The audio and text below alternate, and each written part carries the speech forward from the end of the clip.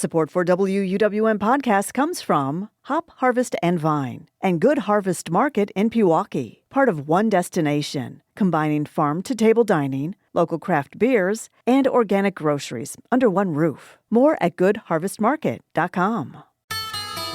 From 89.7 WUWM, Milwaukee's NPR, this is Lake Effect. I'm Audrey Nowakowski.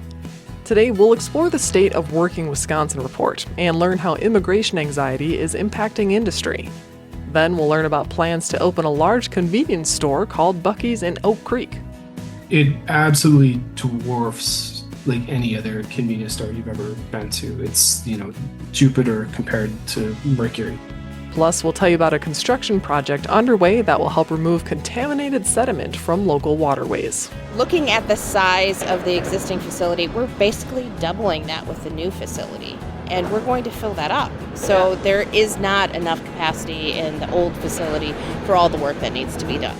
All that's coming up on Lake Effect.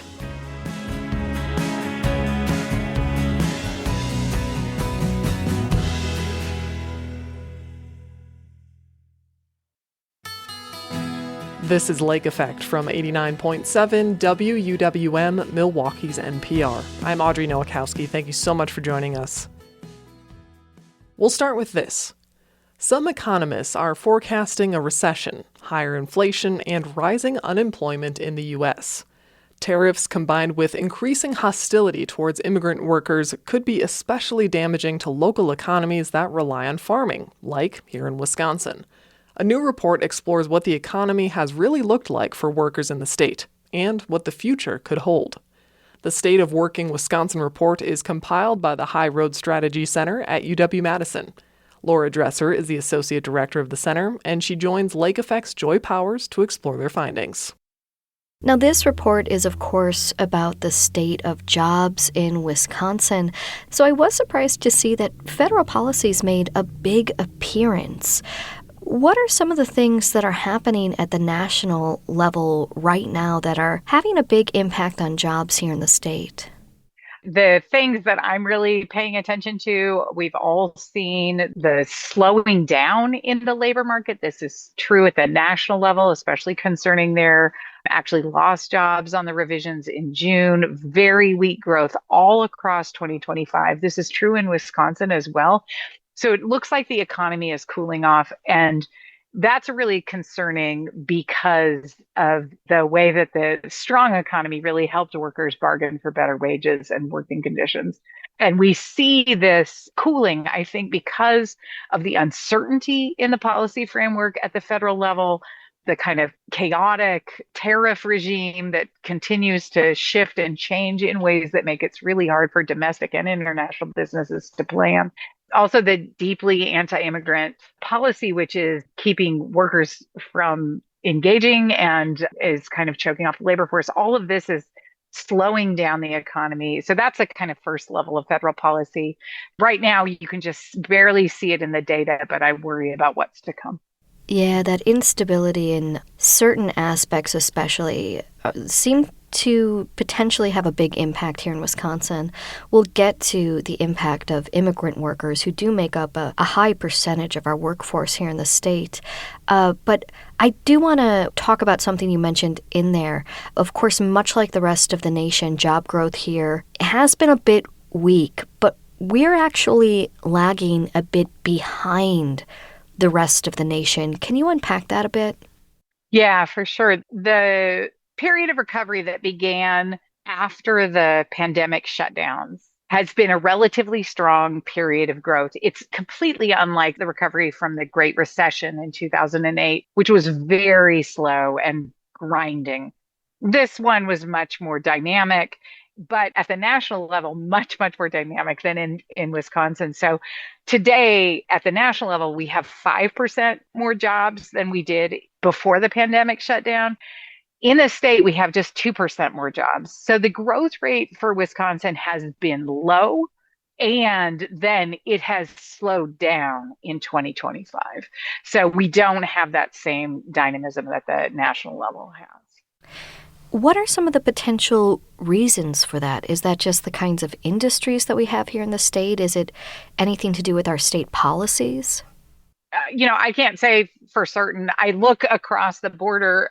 Minnesota has had stronger economic growth across this recovery than Wisconsin has. Minnesota also has a higher minimum wage, more investment in its public sector, and I think a kind of different model for economic development than Wisconsin has had.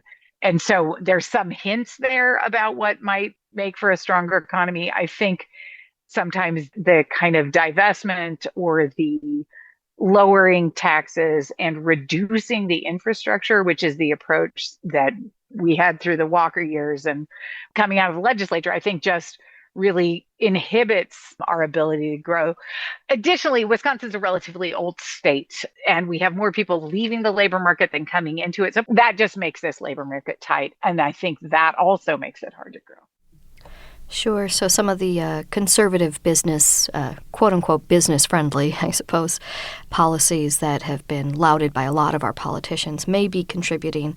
I'm wondering also, something that you talk about in this report is that we've seen this kind of ongoing trend of, I don't know if deunionization is quite the right word, but the collapse of union jobs in the state, despite rising support for unions, I think both nationally and locally. It is a little confusing to see these kinds of statistics, in part because you go, well, if more people are supporting unions, you'd think that they'd be joining unions. Can you talk a bit about that? Yeah, for sure. There are two pieces of state policy that shifted dramatically. One, obviously, Act 10 moving or changing the terms of public sector unionization in 2011. And then a few years after, the passage of what is called right to work, which is a state level policy that makes it very hard to unionize the private sector. Wisconsin goes from a level of unionization in 2010 of 14%, just barely above the national level, but still showing the roots of a kind of union-friendly state, collapses down in half to 7%. Federally, the unionization rate goes from 13 to 11%, so drifting down, not collapsing. And this is true also if you compare us to other states near our borders. Wisconsin collapse is unique.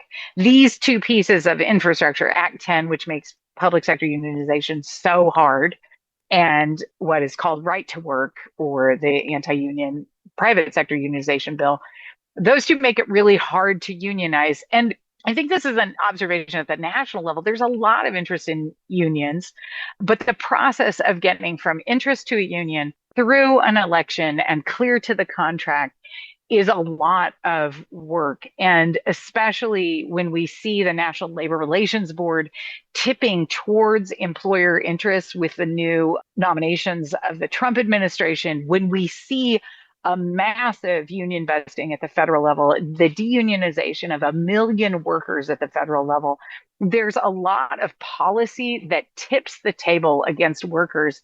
So even the increasing interest of workers in unionization is just not strong enough to overcome how hard all that pushes against unionization. Sure. Some of the policies just making it not impossible, but more difficult to unionize. More difficult, really difficult. Exactly. This is Lake Effect. I'm Joy Powers, and I'm speaking right now with Laura Dresser from the High Road Strategy Center about their recent report on the state of working Wisconsin. Now, I will say there is some good news in this report. It's not all bad news. Wages have increased, and they've even increased above inflation, which I was surprised by. What are wages looking like in the state? So the median wage in the state is $25 an hour right now. The person in the middle of the wage distribution, and this is all workers, not just those who earn hourly wages. Salaried workers are turned into hourly wages and then, kind of put in that distribution. So putting all the workers in the state there, you pick the one in the middle, that one's earning $25 an hour. This is in 2024 and in 2024 dollars. We don't have 2025 data, and when we do, we'll see. And wages have moved very strongly across this pandemic recovery. In 2022, like you note, inflation was really strong and wages didn't keep up with inflation that year. But every other year in this pandemic recovery, wages have moved forward faster than inflation. And the rate of change has been really substantial so that we are at this new high of $25 an hour with 2 years of growth bringing wages up by more than $1 an hour over the last 2 years. So that's really strong news. And the other piece of it is that it's lower wage workers who have made the stronger gains relative to inflation compared to higher wage workers. So it's equalizing a little bit across this growth period. And that's great to see too, because of the deep inequalities. Now, as you mentioned, we don't have the numbers yet for 2025.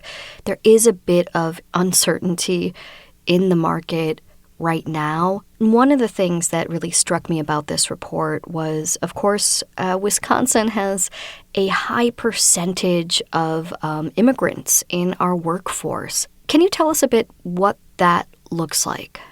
Yeah, 7% of the Wisconsin workforce are immigrant workers. And they're in every sector of the labor force. People may think, oh, yeah, they're in agriculture. True, like 12% of our agricultural workforce are immigrants. Also, there are doctors. 16% of our doctors are immigrants. And so immigrants are broadly in this economy. They're contributing $23 billion a year. And I think the rhetoric and the raids both make work less friendly to immigrants, make the state less friendly to immigrants, put fear in people. And that keeps people away from work. That keeps people from applying for jobs. And it keeps employers from being able to hire and fill positions. And so I think that's one of the dynamics we see going on, and that at the macro level, a lot of analysts are pointing out, we are really choking off one of the sources of growth in the labor force, which has been immigrants, through these new policies, and that's playing out in slowing down economic growth. Yeah. I will say, I think for anybody in especially rural Wisconsin, it won't necessarily be a surprise to hear that immigrants have been helping revitalize a lot of communities. If you go into a hospital in many rural parts of the state, many of the doctors, even the nurses, they will be immigrants. Aside from, the kind of human questions that it brings up, it does concern you from just the standpoint of who's going to be working in our hospitals, who's going to be making sure that communities are able to survive. Yeah. And our hospitals, our dairies, who's gonna be working in our restaurants. Immigrant workers are everywhere in this economy, producing 23 billion of goods and services every year, and to imagine that you can just wave a wand and push that all away or go back to some prior time just feels like it's not in touch with, where we are and what's coming. As you're looking to the future, do you have an idea of what you're expecting for 2026, or is it kind of up in the air? So I'm very concerned about the federal level policy. Like, it's sitting down to write this, as you said, I've written this for a lot of years, and the data about jobs and wages and unions, this is what I usually focus on. But this year, the level of disruption at the federal level is so intense. And to me, I just keep seeing ways that the federal policies, whatever the rhetoric, are going to be bad for workers. And so you see the deunionization, you see the moves at the National Labor Relations Board, you see the capacity for enforcement being stripped from federal agencies, the enforcements of safety and wage and hour and other laws. You see a federal budget that delivers enormous rewards to billionaires and does that almost at the cost of cutting healthcare services for folks on Medicaid. But I see that coming back into this state and creating real problems in healthcare costs. So you see this kind of massive redistribution in the federal budget, this massive walking away from enforcing labor standards or allowing workers their rights at the federal level. And you see these tariff policies and these anti-immigration policies that are going to slow the economy down. And that picture together has me very concerned about what's to come. But as you say, it's not yet written, and some of these policies feel very uncertain. So I guess I'm not sure, but I'm concerned. Yeah. Well, Laura, thank you so much for joining us here on Lake Effect. I look forward to the next report. And, here's hoping. Yeah, here's hoping that we have some good news. There's always some good news tucked in. I'll look for it next year. Thanks so much. Thanks for having me. Laura Dresser is the Associate Director of High Road Strategy Center at UW-Madison, which just released its State of Working Wisconsin report. Dresser spoke with Lake Effect's Joy Powers.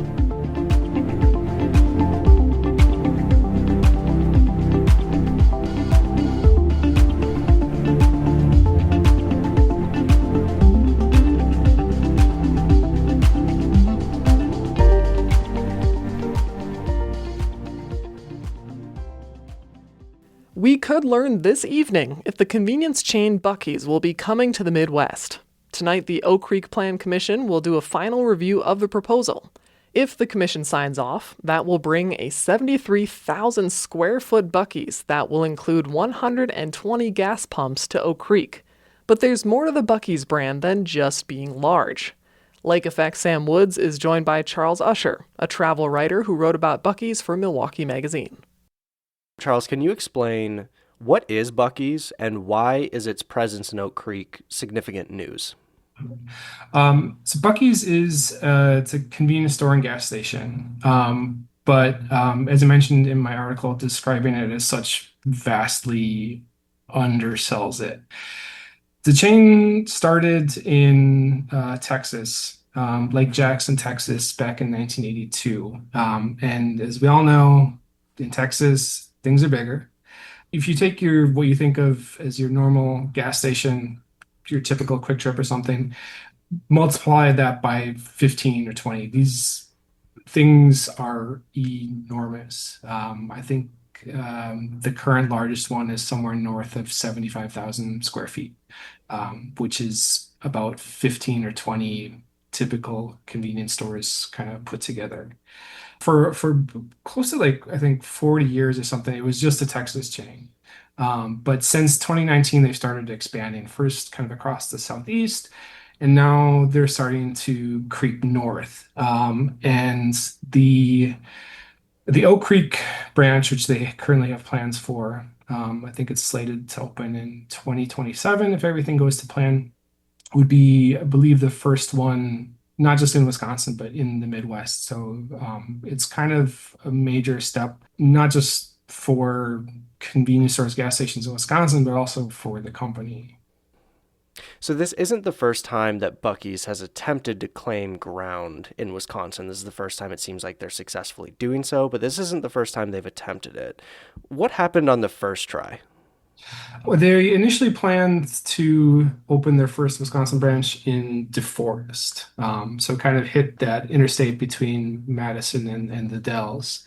And that is currently on hold. There has been some debate over money because to build the Buc-ee's there, it's going to require some infrastructure updates to deal with the anticipated increase in traffic.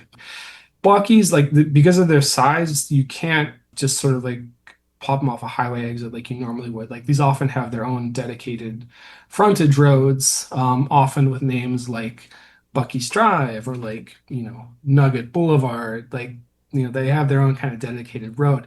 So there's a lot of money that has to be put in, and currently, the proposed DeForest location is caught up in debate over who's going to supply that, the company, the state government, the local government. So that project is currently on hold. So your article makes note that perhaps the biggest thing to expect if Buc-ee's plants a flag here is hype. Why is this particular convenience store so notable and so worthy of hype?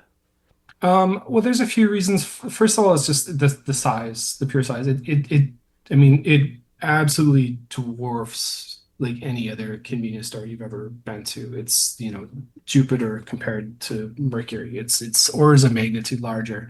And because of that, they can carry a lot more stuff.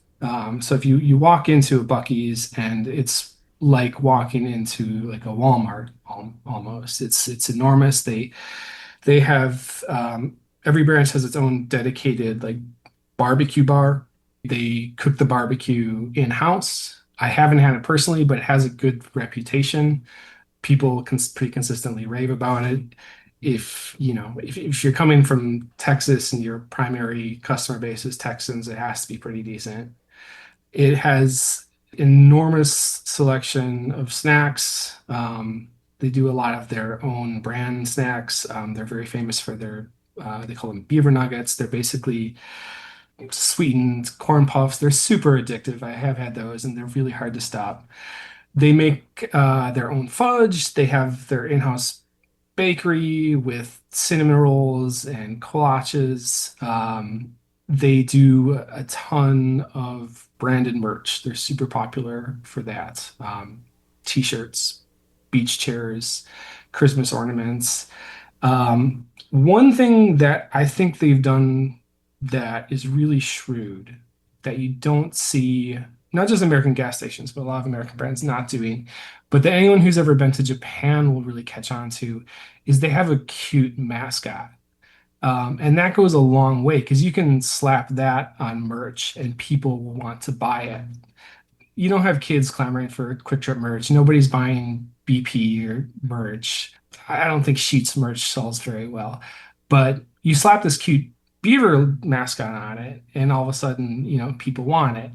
Another reason is just like Buc-ee's tend to be very well run. You walk into one, it's super clean.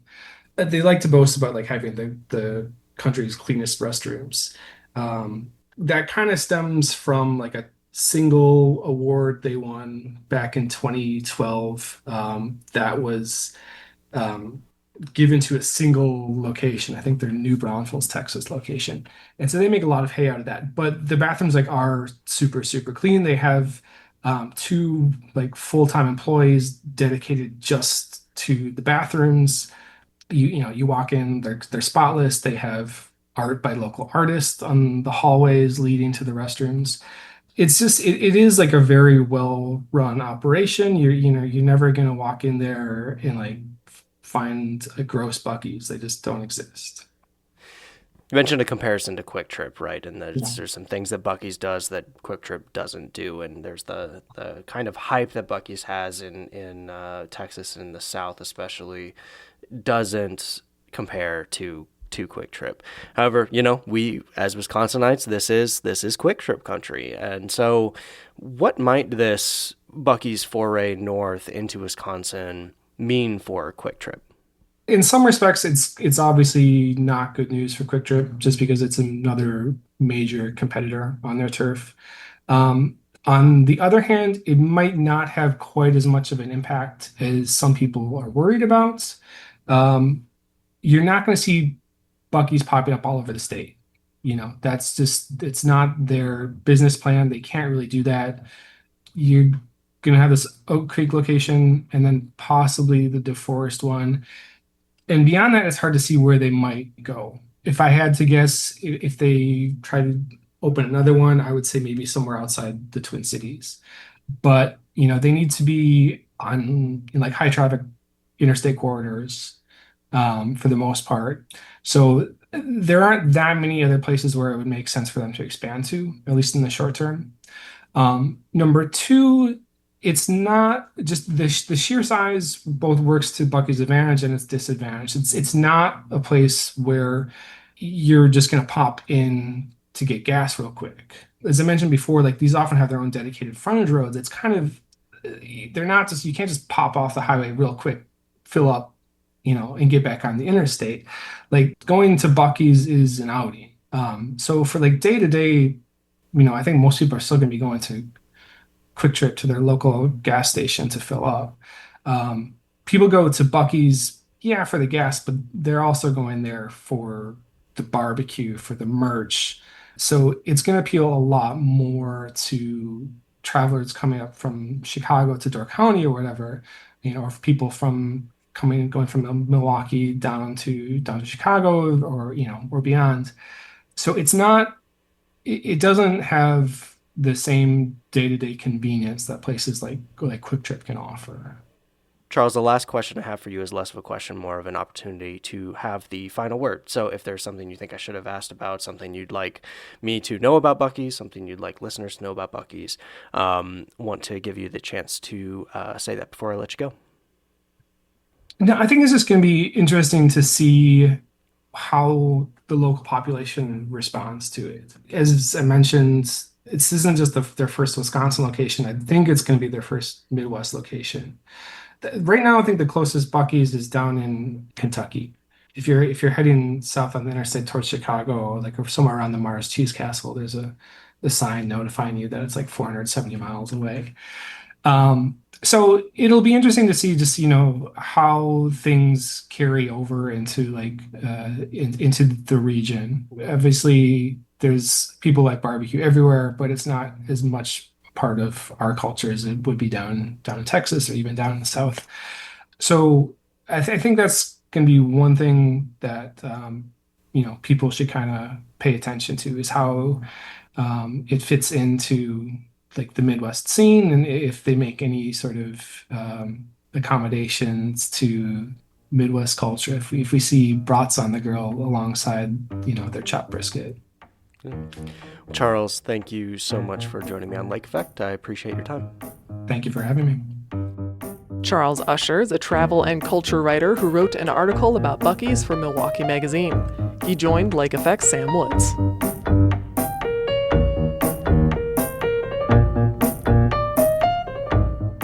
Did you know you can listen to Lake Effect as a podcast? Search for Lake Effect wherever you get your podcasts to download and listen on demand. Later in the show, a local artist who makes handmade signs shares more about his craft. But first, we'll tell you about a project that will allow for contaminants to be more easily removed from our local waterways. That's coming up on Lake Effect on Milwaukee's NPR.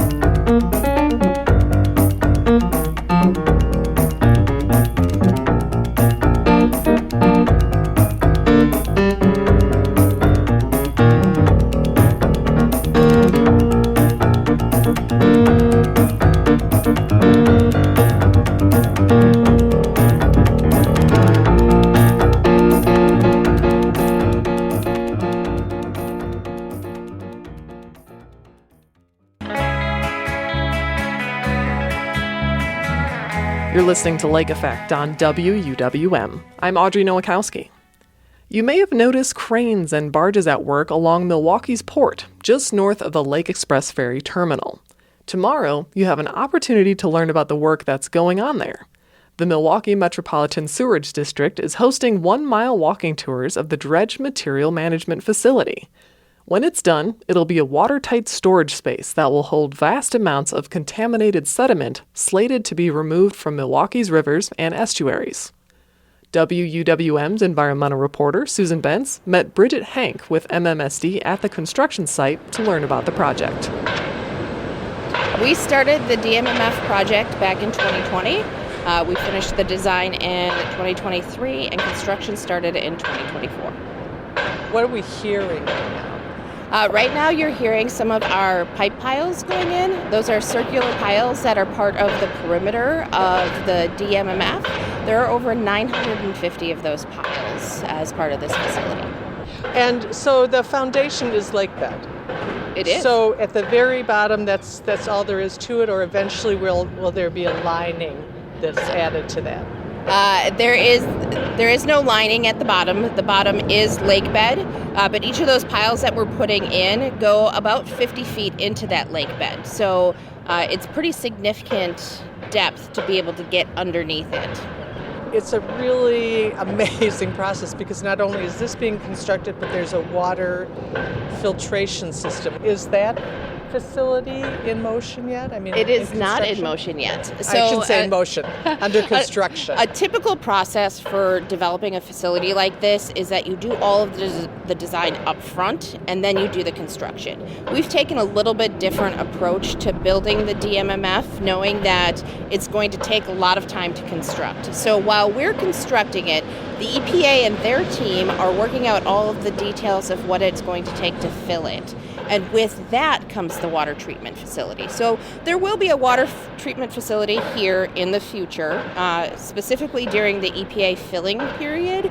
And they're still working on the design of that because it's really involved with the work that they're doing of how they will fill it, how fast, what's in the sediment, what's going to be in the water, how much water are they treating. All of that is interrelated. So they want to go through that process together to make sure that the treatment plant is designed and sized appropriately for the work that they're going to do. So what we're talking about primarily is the contaminated sediment that lives in our estuary and in the rivers feeding into it. So eventually that will begin to be pumped to this station. So that is a work in progress. So we're looking at removing sediment from the Milwaukee, Menominee, and Kinnickinnic rivers and the Milwaukee Bay. That work is largely being led by the EPA and their consultant, but we work directly with them to make sure that what we've built here with the DMMF is sized appropriately for what is going to come. The intent is that all of that material is going to be removed by something called a hydraulic dredge, which would pump that material from the bottom of the river all the way over here. And that does a lot of really great things. And the biggest benefit to doing it with that method is that you don't have trucks going back and forth from our waterways downtown to the DMMF and filling it. The hydraulic dredge is faster, it's cleaner, you don't really see it other than the areas where it is physically working. So it would make its way directly through a big It will be very similar to the work that We Energies did in 2023, where they were dredging the Third Ward area and pumping it to the existing DMDF, or the Dredge Material Disposal Facility, the existing space right behind us. Okay, which is now full. Mostly full. Mostly full. I actually thought it was full. This is Well, so that's a common confusing. misconception. So it's mostly full. There's still capacity left in there, but there's not enough capacity to address all of the legacy contaminants that we're going to remove from the waterways. So looking at the size of the existing facility, we're basically doubling that with the new facility. And we're going to fill that up. So there is not enough capacity in the old facility for all the work that needs to be done. MMSD is coordinating this construction and sharing the information with the EPA as you go along. Mm-hmm. And then when it comes time to do all of that transport and cleaning of the water that needs to come out of there, that's where EPA takes over. Or will MMSD be managing when it actually starts to hum and run? MMSD's role is largely complete at the end of construction. At the end of the construction of the DMMF, our job here is essentially done. We're still going to be a partner, we're still going to be part of the conversations, part of the development, but our big lift is complete. Once the DMMF is built, we actually transfer that ownership to the city of Milwaukee, and they do the long-term operation and maintenance of the facility. So our role is to build the bathtub.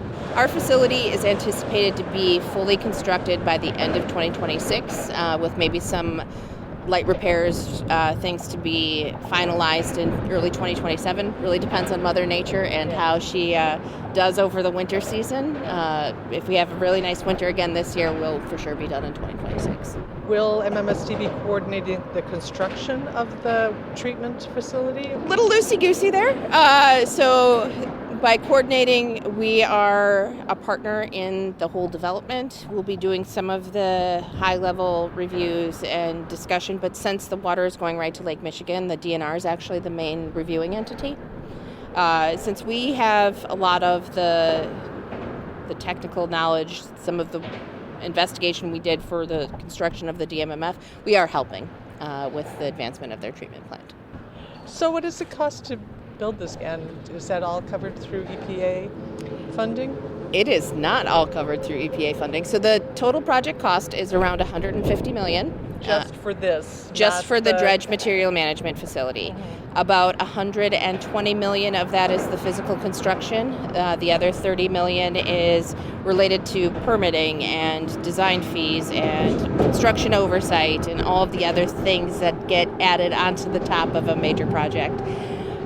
The majority of that budgeting is coming directly from MMSD, but we do have grants from both the DNR and from the EPA to cover some of those costs. So am I right in guessing that the construction of this facility is quite a bit different than the one that exists? Yes. The construction of this facility is very different than the previous facility. This is being specifically designed and constructed to hold contaminated material and specific contaminants. So making sure that the walls themselves will not allow the transport of contaminants through the facility and into the lake. Bridget Hank is a senior project manager with the Milwaukee Metropolitan Sewerage District. She's coordinating the construction of the dredged material management facility along the Port of Milwaukee. MMSD is hosting a walking tour of the construction tomorrow evening. You can find more information at wuwm.com. We'll take one more break and then meet a local sign maker and tell you about some of his work that you might recognize around town. Keep listening to Lake Effect on Milwaukee's NPR.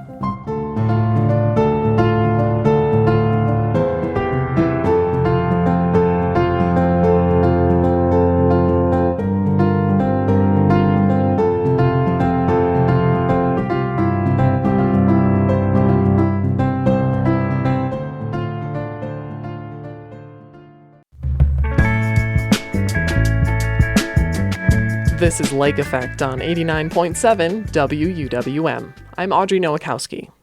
You're likely familiar with the painted logos of businesses like Ruby's Bagels, or murals like El Paletero in Walker's Point, which shows an ice cream cart vendor. But do you know the artist behind them? Michael Cerda is a sign painter, music producer, and owner of Cerda Design Company. He joins Lake Effect's Excret Nunez to talk about how Milwaukee inspires his art. Michael, your signs are all over the city, but a lot of people might not be familiar with you as the artist behind them. I'm curious how you got inspired to become a graphic designer and sign painter. Well, it all started as a kid. I grew up drawing, always loved art, and as I got older, I struggled finding ways to make money off of it because just living as an adult and in the real world, you need to make money along with doing what you love. So I tried a bunch of different stuff. I did airbrushing at the mall. I did logos for friends and family. Drew pictures when I was younger for like a few quarters or like a few bucks here and there, just finding any ways to have it make sense. And then I found graphic design being like a good middle ground or like a good balance between like doing what I like and then something that could be considered like a real job. So I dove headfirst into that by going to METC. Graduated after 2 years with my associates in graphic design and used that to land work. And then I still love doing design, but I was curious about other ways that I could pursue art. And then I found sign painting because of typography and like layout design and all that just kind of worked together. And being from Milwaukee, I was exposed to these old signs on the buildings that are like super faded. They're called ghost signs. And I was really curious as to how those signs got up there. And doing some digging around, you find out that it was done by a human being with a brush. And it was called sign painting. So I started doing my research. And to my surprise, there wasn't a ton of tutorials online of how to do like this really old school thing. So I just kind of relied on trial and error, bought brushes, paint, and used the knowledge that I had at the moment to just kind of teach myself how to become a sign painter. And over the course of the year of learning, I met some OGs. There's a sign painter named Jeff Williams that has done a ton of work here in the city that I took a class with him for a little bit and other friends that had similar interests that we just kind of shared tips and tricks and stuff. And I just fell into sign painting, became obsessed and made it my full-time or kind of like my full-time job along with my graphic design and my music production work. I see a lot of like creativity, but a lot of history and research and mentorship too. That's kind of crafted. It's really important. Who you are right now. Absolutely. To follow up with that, is there someone or something that sparked that creativity or interest in becoming an artist? Yeah. There's a few things that are really important. I think my environment as a kid really affected me choosing art. My parents are awesome. They really allowed me to explore that side of my brain a little bit. But I have like a memory of my dad would be on the phone talking to my grandparents back in Mexico.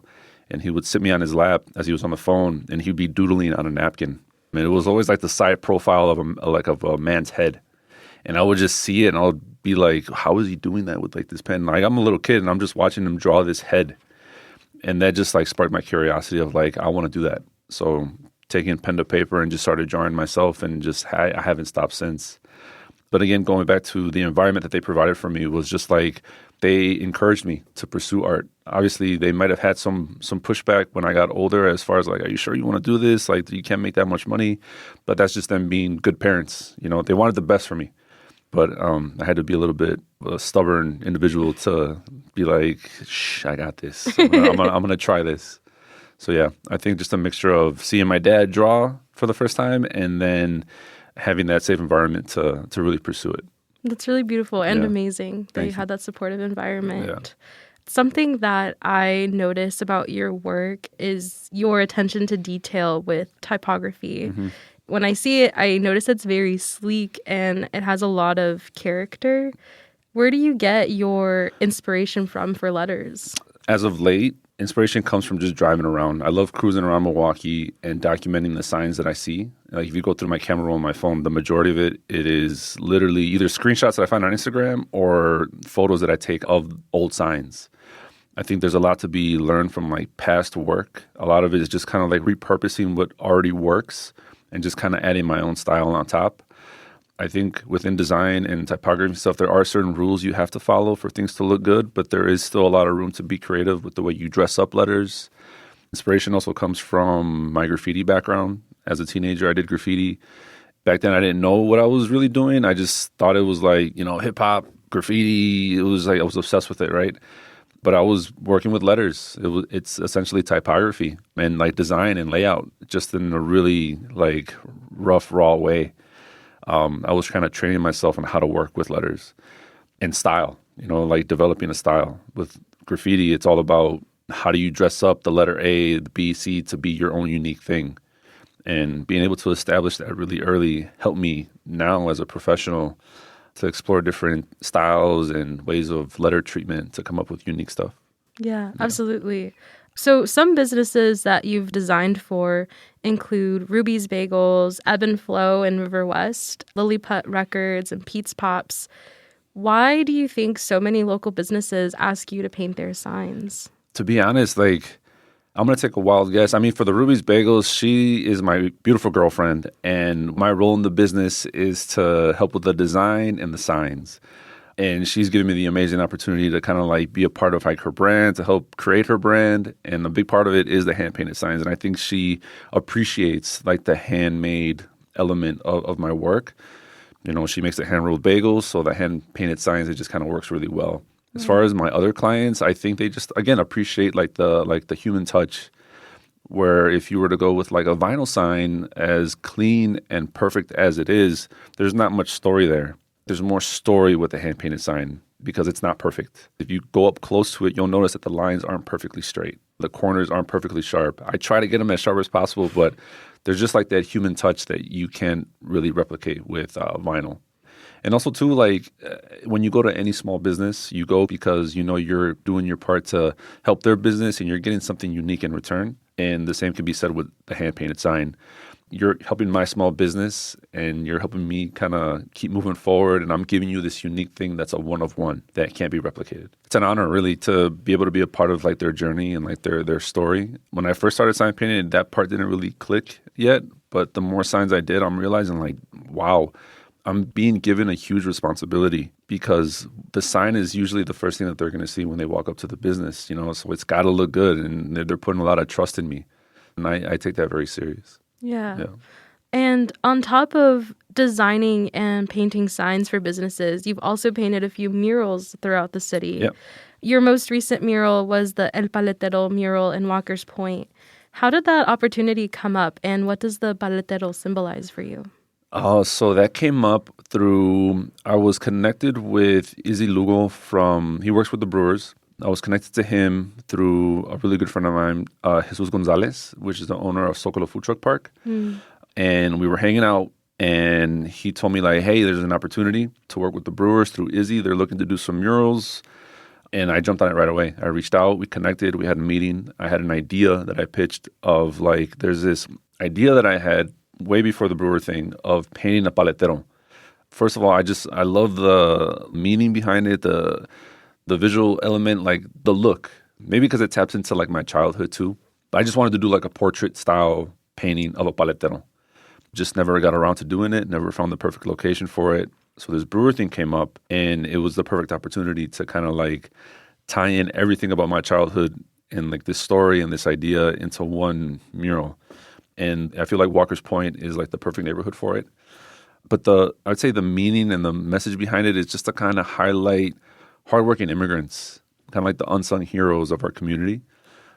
You know, we see them walking by, and some of us will stop. I feel like I'm the one to stop, buy a paleta, and just keep it moving. Other people don't really pay attention, you know. But the thing is, these people are out there day in, day out. They're working, they're grinding, even when it's raining. So I know there's a guy out there that'll be out there when it's still really cold. But they're out there just grinding, working. That's a really strong message, right? And I think the combination of the Brewers logo that says Milwaukee with the paletero sitting on top of it, just to me felt like the perfect combination, you know? If you go up to the mural, I don't know how tall it is, but I want to say it's probably the tallest paletero mural. And being able to stand next to it and to look up, you know, it makes it feel really powerful. And, you know, I feel like it demands respect, you know? Absolutely. Yeah. It is really powerful. Thank you. So your creativity also stems beyond painting. You're also a Grammy Award-winning music producer. One of your beats was picked up by Kanye West for his Jesus is King LP. Can you tell me how this opportunity came up for you? Yeah, I've been doing music since I was a teenager, just making beats in my bedroom. And then a few years later, I want to say when I was like 25, 26, I transitioned into kind of like composing music. Because prior to that, I was sampling. Mm-hmm. So I was buying records. If anyone's familiar with the art of sampling within hip hop, you know, they take a record and they essentially chop up the audio to take certain pieces of that music to create a new composition by essentially adding drums on top, and it turns into a beat. A lot of your favorite rap songs, they're probably sampled from records. So I saw that there was a demand for original compositions and samples that producers and artists could use so they could clear it better. Let's say a big artist uses a record, they essentially have to clear it with the artist. And some of those fees can be kind of ridiculous, like really expensive. So I started composing my own original samples. So learning how to play the piano, guitar, and creating these compositions that sound like pieces of music that you would find on a record, but they're made by me. And if it gets used, I would provide, and I do provide, a really smooth process to get it cleared. Sometimes it's just a really simple fee, and I get a producer credit, and I get my share on publishing. It's just a much smoother, faster way to get things going. I was doing that, and I was working on some original music, I want to say 2018, 2019, and I got approached by this producer named Buc-ee the Beast out of Chicago, who works really closely with Kanye West. And I sent him a folder of some of my latest stuff that I was working on. He had asked for, it's called a pack. Like you send a pack, and it usually means send me whatever you're working on right now. A few weeks went by, and he messages me, and he says, can you hold a certain piece of music for me? Because I think Kanye is going to use it. I told this story a million times already, but it's like when he told me that, I remember feeling like, not that he was lying, but it felt like too good to be true. Yeah. So I didn't get too excited. So I said, okay, I'll hold it. And then another few days goes by. He calls me and says, hey, we have a song on Kanye's album, Jesus is King. So please hold this. It's going to be used. And I think at that moment, it started to really sink in, like, I'm really about to be on Kanye's album. But where it really kind of like hit home and felt real was obviously when the album came out, which was 2019 in October. And playing it on Spotify for the first time, it was a surreal moment, seeing my name in the credits, hearing the sample being used by Kanye, and it completely changed my life and like the trajectory of my career, because I went from just a producer trying to figure out what he was going to do with his career living in Milwaukee to now a professional like industry producer living in Milwaukee still, but with Kanye West as a credit. And then time goes by, and then he gets nominated for a Grammy for top contemporary Christian album, and we end up winning. So going from just a producer now to Grammy award-winning producer within a year, very surreal, but super duper grateful. And it's just kind of gave me the confidence I needed to keep pursuing music. And since then, I've been able to work with a ton of cool artists. Yeah, and like you said, you've done it all from Milwaukee. So we're nearing towards the end of our conversation, but I kind of would like to reflect on everything we've talked about. What do you think is special about designing and painting for a city like Milwaukee? Oh, it's special. I feel like it's like untapped potential here. I feel like a lot of people that are creatives, they tend to want to leave to go to other big cities to pursue art, music, and all that. But I think staying here was really important because there's a lot of stories to be told here yet. So the untapped potential. I love the fact that I get to do my work here because it's just kind of building up this city to be a creative hub. You know, I want there to be cool hand-painted signs on all the businesses and murals everywhere. And I want to be able to say, like, yeah, I'm working with big artists and I'm going for my second Grammy, still living in Milwaukee. So to me, that's really important. Well, Milwaukee is super lucky to have you. Thank you. Michael, thanks so much for speaking with me today, and it was really great to learn more about your work. Thank you so much. I appreciate the time. Michael Cerda is a sign painter, Grammy Award-winning music producer, and owner of Cerda Design Company. He spoke with Lake Effect's X-Grit Nunez. And that wraps up Lake Effect for today. I'm Audrey Nowakowski. If you've missed any of Lake Effect this week, you can find all of our conversations at wuwm.com. If you'd like to take the show on the go, you can download the Lake Effect podcast wherever you listen to your podcasts.